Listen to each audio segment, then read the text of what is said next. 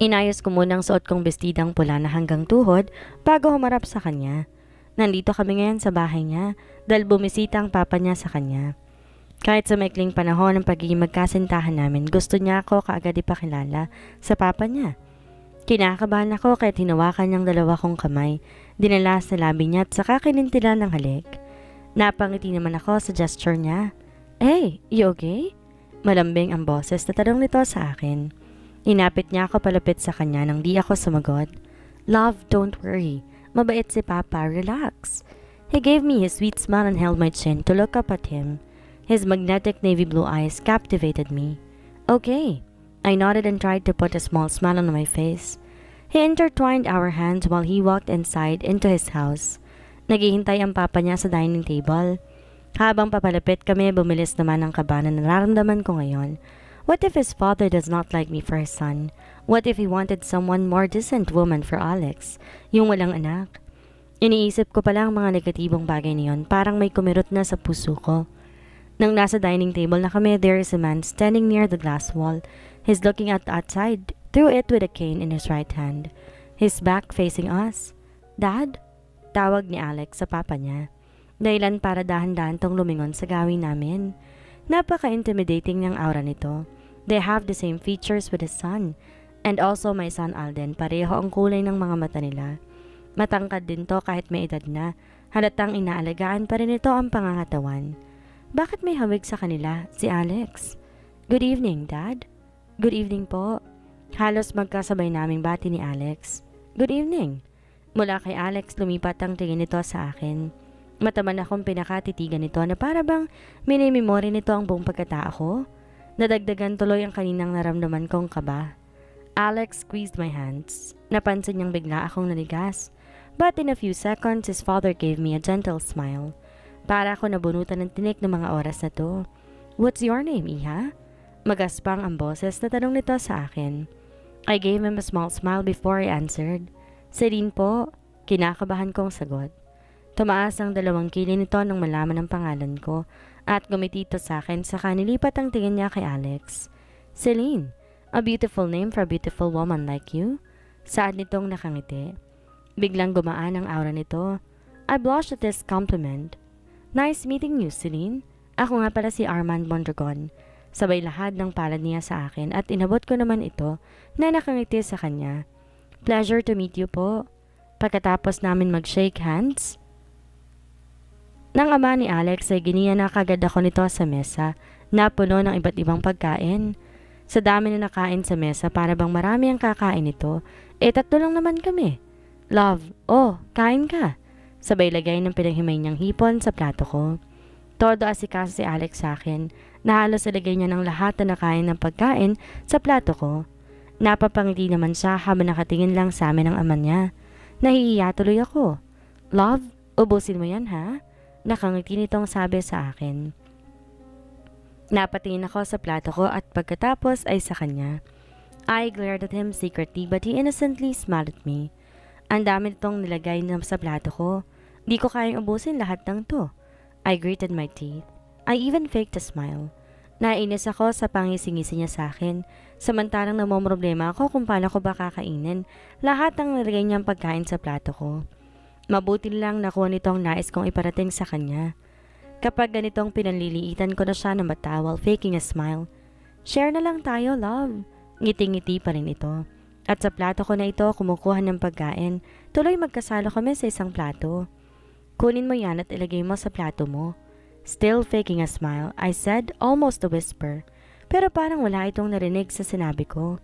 Nagpatuloy pa rin to sa pagsubo ng pagkain galing sa plato ko. Kaya, sumubo na lamang din ako. I saw amusement on Alex's father's eyes while he's watching us. I thought he's going to criticize me but opposite things happened. Napakagaan ang pakikitungo nito sa akin na para bang matagal niya na akong kakilala. Marami tong naging tanong tungkol sa akin at maayos ko rin naman itong sinasagot. Tango at ngiti lang tugon nito sa bawat sagot ko sa kanya na para bang may nais lamang tong klaruhin na bagay na alam niya na tungkol sa akin. 2 araw lang mananatili ang ama ni Alex dito sa isla at pagkatapos babalik na rin daw to kaagad sa London. I just found out that his father is a British, and that explained why Alex has the looks that every woman's ogling and to die for. His late mother, Rhoda Mercedes Mondragon, is a pure Filipina. Good night, love. Using his gentle voice, he said. Nasa loob pa rin kami ng sasakyan at ihatid niya ako pauwi, dito sa bahay. He kissed my forehead gently.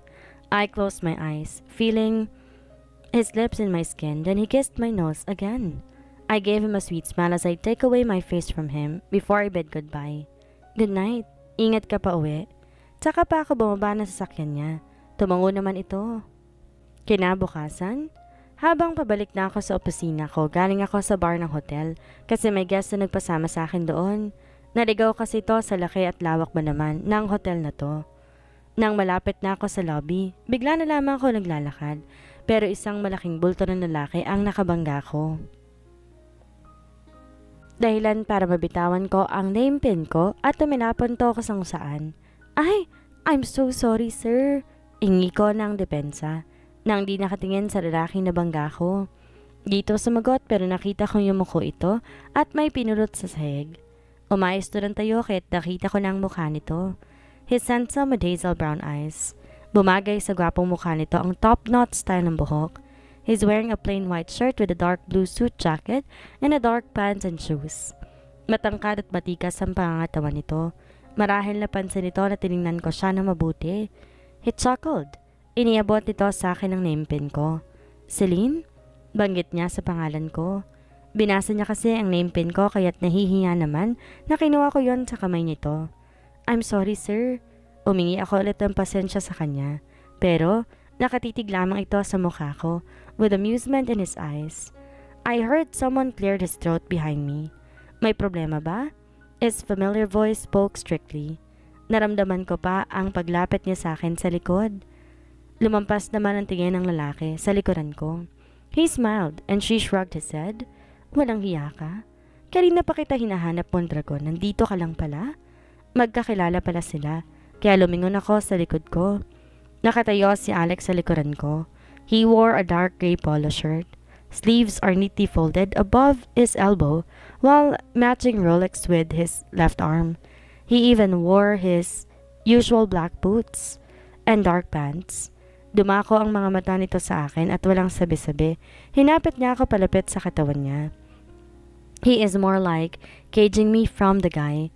Then, I looked back again to the guy with massive expression plastered on his face. Bakit kasi hindi ka tumawag? Gago. Si Morris kanina pang dumating kasama ng asawa niya. Pero ang kaibigan ng kausap nakatingin sa akin, mas malapad ang ngiti sa labi. Dumako ang mata nito sa kamay ni Alex na nasa bewang ko na mahigpit na nakapulupot. Hindi mo ba ako ipapakilala sa magandang tanawin? I mean, sa kanya, dude?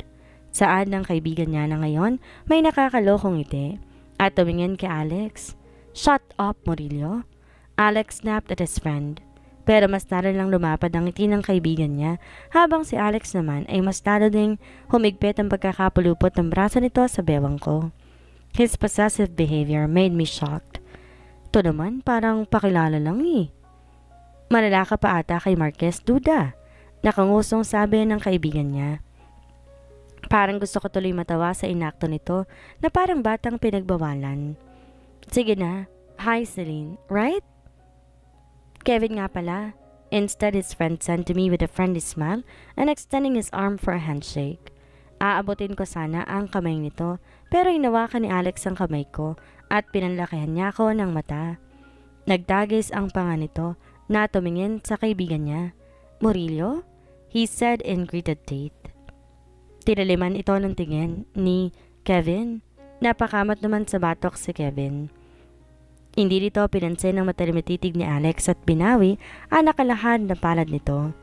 Pero may ngiti pang nakakaloko. Mukhang tuwang-tuwa ito sa nakikitang reaksyon ni Alex. Okay, relax dude. Ihintayin ka namin ni Morris sa resto. Siya nga pala dude, hindi makakapunta si Zach. Nanganak na kasi si Faith. Tumango lang si Alex dito. Bumaling si Kevin sa akin. He friendly smiling at me and I did the same. Bye Celine, see you around. Tsaka pa to tumalikod sa amin at umalis. Daan-daan kong kinilas ang braso ni Alex sa bewang ko. Baka kasi may makakita sa amin. Pero nung tingnan ko siya ay madilim ang mukha nitong nakatitig sa akin. What are you doing here? Di ba nasa opisina ka? Iritadong tanong niya sa akin. I feel terrified at his gaze at me. Pero teka nga, bakit ba galit na naman ito? What has gotten into him? Kasalanan na pala ngayon ang gawing trabaho ko bilang tourist guide dito sa resort ng hotel niya? I am doing my job, sir. I snapped back, emphasizing the word, sir. He smirked at my words but I glared at him. Hintayin mo ako sa office. May trabaho pa ako? But he got my words. I said, hintayin mo ako sa office. He said in a stern with finality, and that made me shut my mouth. I looked up at him, shocked. Napapansin kong naging strict to kapag lumalapit sa aking lalaki. Kahit kausap ko lang ang mga to dahil na rin sa trabaho ko bilang tour guide. Nagbabago ang mood at ang ugali niya. Bigla tuloy akong nakaramdam ng takot at his controlling behavior. He cursed. My feared eyes didn't go unnoticed to him. Love, I'm sorry. Kinuha niya ang kamay ko at mahigpit na hinawakan. His eyes softened while gawking at my black orbs. Hey love, sorry. Ulit ito sa malambing na boses na di ako sumagot. Iniwas ko ang tingin sa kanya at binawi ang kamay ko sa pagkakahawak niya. Please, sa opisina ko nilang tapusin mong report na pinapagawa ko. He heaved a breath when he did not get a response from me. Promise, I'll be quick. Okay. I utterly slow. I looked at him before I turned my back and leave. Kinuha ko ng laptop ko sa opisina ko. Tsaka ako umakyat sa opisina ni Alex. Dito ko na lang talaga ginawa ang mga reports na pinapagawa niya. At di nga naman sa nagtagal, bumalik naman kaagad to. I tossed my head at the door when he stepped in. He carried a paper bag that I think is a food. Agad siyang tumabi sa akin sa couch. I brought you lunch, love. Kain ka na. Nilabas niya ang dalang pagkain sa paper bag at maayos na nilapag sa maliit na table. Napansin kong dami ng pagkain dala niya. Tumingin ako sa kanya at nagtanong, ba't parang ang dami nito? Dito na rin ako kakain, love. Sagot niya. Di ka kumain? Di ba kasama mo mga kaibigan mo sa resto ng hotel? Mas gusto kitang kasabay, love. Saan nito tumingin sa mga mata ko? He tucked a strand of my hair in the back of my ear. He's now back in his usual self, a gentle and sweet Alex. Sige na nga. Sandali, itatabi ko lang to. Tinabi ko muna ang laptop ko at saka sabay na nga kaming kumain. Natapos ko rin ang mga reports na pinapagawa niya. Nag-double check na ako. I put the laptop in my lap while I'm checking my reports. Habang si Alex naman nakaupo lang sa tabi ko. Nakasandal ang likod niya sa couch at nilalaro na liling niya ang hibla ng buhok ko. Wala bang ibang gagawin ng loko na to? At buhok ko nilang pagdidiskitahan? I like the smell of your hair, love. Maya-maya isaad nito. I tossed my head and looked at him. Umayos to ng upo. Inalis ang likod niya sa pagkakasandal sa couch at bigla nilapit ang mukha niya sa akin. I'm sorry Karina, love. Nainis kasi ako na makita ko siyang nakatitig sa'yo. He muttered while gazing at eyes to my nose, bridge and to my nose pin, down to my lips. I kept silent and just listened to him. I know that he's doing this on purpose to annoy me. Ewan ko love, pero pagdating sa'yo, kapag nakikita ko may ibang lalaki nakatitig sa'yo, hindi ko na makontrol ang sarili ko. He confessed but I remained silent and just looking at him. I feel threatened to those foreign men every time you're in the field. Iniwas ko ang mukha sa kanya. Ginagawa ko lang naman ang trabaho ko. Wala ka bang tiwala sa akin? I asked him and looked at his magnetic navy blue eyes. Sa'yo meron love, pero sa kanila wala. He answered. Siya pa talagang matitreten, ako nga ang dapat na makaramdam ng ganon sa kanya kasi sa estado ng buhay niya, kilalang kilala siya. Di lang pala dito sa Cebu, pati na rin sa ibang lugar. Alam kong maraming babaeng lumalapit sa kanya. Minsan pa nga, hayagan ng mata nitong nagpapakita ng motibo sa kanya. Inila niya ako papalapit sa kanya. Kinuhang laptop sa kamay ko, tsaka nilagay niya ito sa lamesa. Biglang bumilis ang tibok ng puso ko nang maramdaman ko ang palad niyang humakaplos sa likod ko. Bakit parang pamilyar sa akin ang paghaplos niya? Naparanok ako sa sensasyong dulot ng paghaplos niya. Umangat ang isang kamay niya at hinawakan ang mukha ko. What are you doing? I whispered. Bigla akong kinabahan. But he just eyeing my face and his gaze fell in my lips. Can I kiss you, love? He asked me but my ability to speak was stopped. But still, Alex is leaning forward, without waiting my answer, as he pressed his lips in mine. I closed my eyes when I feel his lips slowly moving and tasting my lips. I still shut my mouth. But when he bit my lower lip, I gasped, and that gave him the opportunity to insert his tongue inside my mouth. He gently explored his tongue. Ito ang unang beses na hinalikan niya ako sa labi, at hindi ko alam kung paano ang tamang paghalik. I don't know how to respond to his kisses. Parang naramdaman ko na dati ang labi niya. Alex stopped kissing me when he noticed that I stilled and did not kiss him back. I pushed him and I was about to stand up when he held me firmly. "Love, what's wrong?" He asked, confused, but I remained quiet. Bakit ganito ang nararamdaman ko?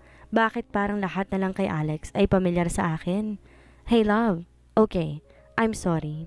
Di ko na napigilan pa ang sarili ko. Untag ulit niya sa akin at kinulong dandawal ng palad niya ang mukha ko. Nakatingin lamang ako sa kanyang mukha. Naguguluhan ang utak ko bigla sa mga pamilyar na haplos at halik niya sa akin. Mabilis ngang lumipas ang mga araw. Halos gabi-gabi kong naiisip ang nangyaring paghalik sa akin ni Alex. Hindi mawaglit sa isip ko ang haplos niya at labi niya na parang nararamdaman ko na dati pa. Nasa Manila si Alex sa 3 araw lang siya doon kasi may asikasuhin daw siyang isa pang negosyo niya doon. Sabi niya bago nagpaalam sa akin, nababalik daw siya ngayong araw mismo na kaarawan ni Alden. Ginanap na rin dito sa party zone ng restaurant ni Lewis ang birthday ng anak ko. Gaya ng dati pansamantalang ipinaklose ang buong restaurant. Imbitado lahat ng mga anak na malalapit na kaibigan ni nanay. At ilan sa mga classmates ni Alden inimbita din ni nanay. Halos mga bata lang kasi nga, pambata naman na naging motive namin. Bata rin ang may birthday. Si nanay ang siyang nag-prepare ng lahat. Kasi ito daw ang regalo niya sa alaga niya na si Alden. May pa-clown pa ito na siyang nagbibigay aliw ngayon sa mga bata. Tumulong na lang ako sa iba pang paghahanda. Tito? Biglang sigaw ni Alden at tumakbo para salubungin ang bagong dating na si Lewis. Kaya tumingin ako sa pinto ko sa nakatayo si Lewis. Dinalohan naman agad ito ni Lewis. Nagpakarga kagad ito at mahigpit na yumakap. Happy birthday! Bati niya tinilikan nito sa pisngi si Alden habang karga-karga. I miss you. Na-miss mo rin ba ako? Nakangiting tanong nito at ibinaba na si Alden. Mabilis namang tumango ang anak ko. I miss you too, Tito. Nakangiti ring sagot ni Alden habang hawak-hawak ang bigay na regalo ni Lewis. And thanks for the gift po. Saka bumalik to sa kumpol ng mga bata at nanood ulit sa clown. Bumaling naman kagad sa amin si Lewis. Ngumiti ako sa kanya bilang pagbati. Tsaka lumapit ito sa amin. Katabi ko si nanay na kagad niyakap ang anak niya. Mabutit na pagang uwi mo, anak. Akala ko mamaya ka pa eh. Kahapon pa nga sana ako uuwi na kaso biglang umulan na malakas doon kaya na-rebook ako. Kamusta yung negosyo mo doon sa Maynila? Ako na ang unang bumasag nang hindi ito umimik. Lumingon si Lewis sa akin at kaya ng dati, strikto pa rin ang mukha niya. Doing well? Tipid niyang sagot. Napansin kong may kakaiba sa emosyon ng mga mata niya. Kaagad tong nag-iwas ang tingin sa akin. Ikaw, kamusta ang trabaho mo? Maya-maya'y tanong niya sa akin nang di nakatingin. Okay lang naman, sagot ko. Mas lalo kayatang gumanda ngayon na. He said playfully kaya natawa akong tumingin sa kanya. Pinagsasabi mo? Bigla ko na-miss ang ganitong biruan namin. Nung huling pag-uusap kasi namin ni Lewis, medyo di maganda. Nakangiti itong tumingin sa akin, sabay abot ng binalot niyang giveaways. Na-miss kita. Sumiryosong boses nito kaya napatitig ako sa kanya. I mean, kayo ni Alden? Then he cleared his throat and flashed me his smile.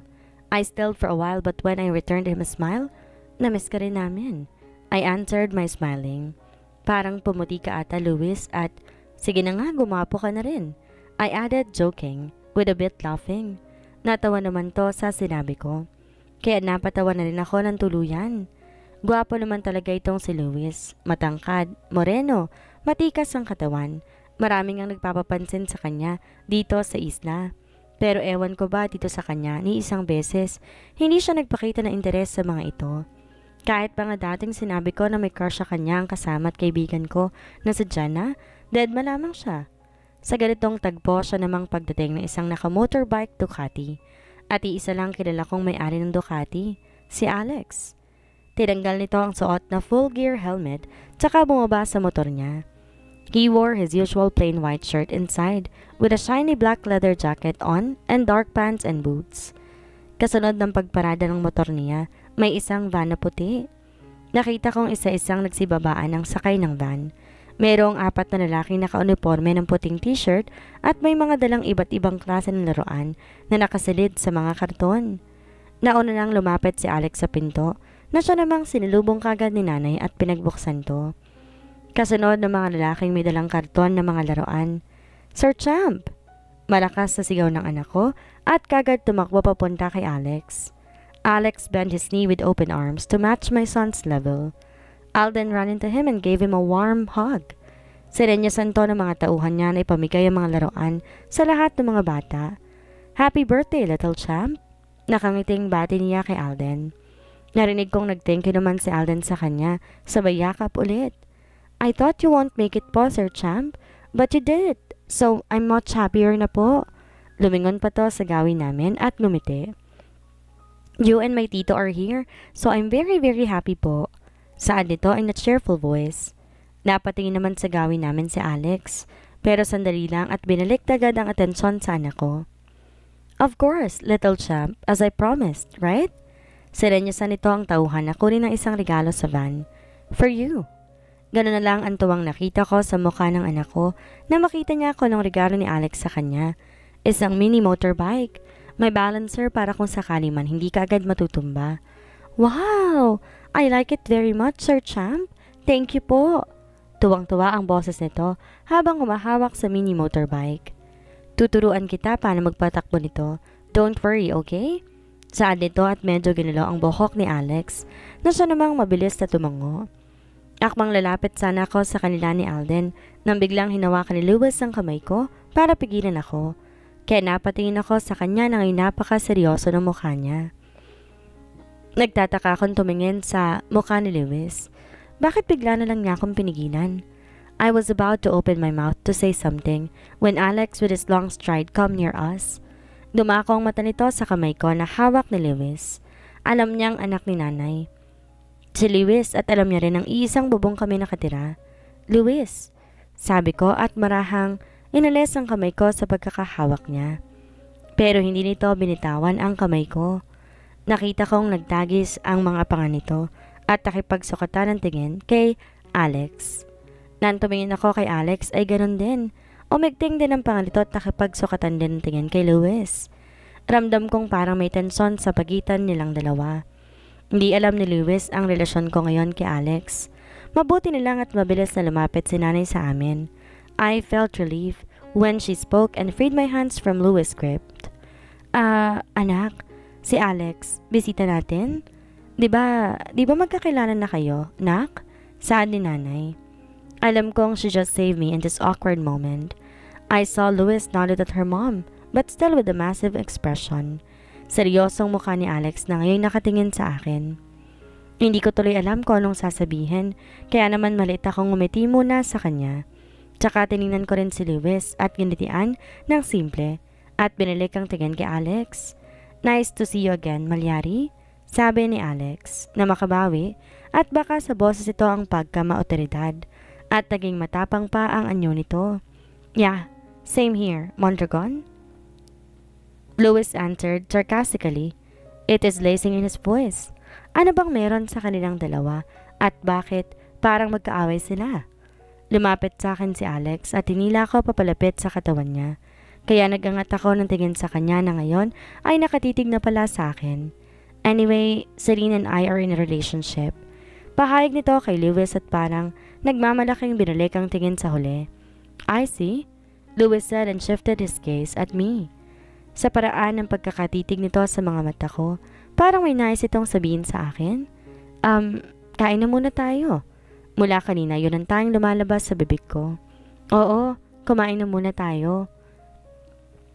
Segunda naman ni nanay. I slowly take out Alex's arms from my waist, but he cupped my palm as we walked into the table. Ramdam kong nakasunod ang mata ni Lewis sa amin. Pinakain niya rin ang lahat ng mga bata. Pagkatapos nga nilang batiin at kantahan si Alden ng happy birthday, ay nag-blow na ito ng cake. Tsaka bumalik ang mga to sa maliit na stage kung saan nandoon ang clown. Hapon na matapos ang birthday party ng mga bata para sa celebration ng birthday party ng anak ko. Isa-isang nagpaalam ang mga ito at sinundunan ng kani-kanilang mga magulang. Bawat isa may bitbit ng mga laruan at giveaways pambata na binalot namin ni Luis kanina. They're all saying thank you and greetings to my son as they're waving goodbye. Welcome, thank you, sagot ng anak ko sa kanila. Baka sa mukha nitong kasiyahan. Masaya naman akong nakikita na masaya ang anak ko.